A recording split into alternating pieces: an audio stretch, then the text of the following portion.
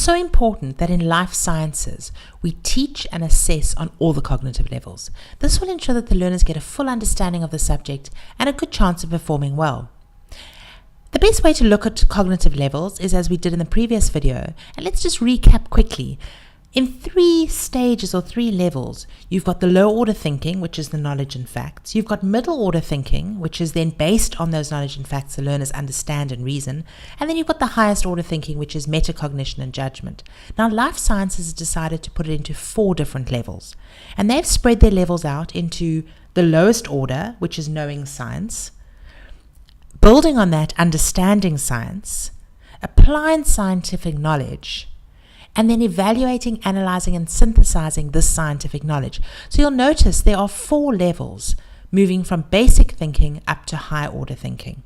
Now, what's really important for us to know as teachers is that these 4 levels are divided up into a percentage weighting, and this determines how much of the assessments should be set at this level.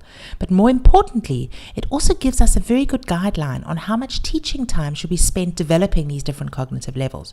So 30% of our time should be on factual information, getting the learners to actually gain the knowledge of science.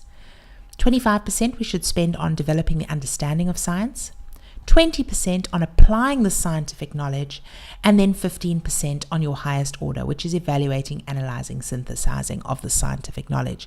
Now, if you think about it, not only in your assessments must you have these different levels, but the amount of time you spend in your teaching. Now, if we look at this in practice, 30% of our time we should be looking at asking the learners to define, to describe, and these of course just examples, but these are the sort of questions we should be asking them to do, and that's your knowledge base.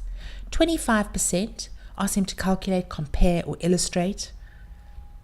20% to predict, judge, implement, and solve. Now we need to develop these skills in the classroom. We need to spend 20% of our time getting the learners to practice these skills.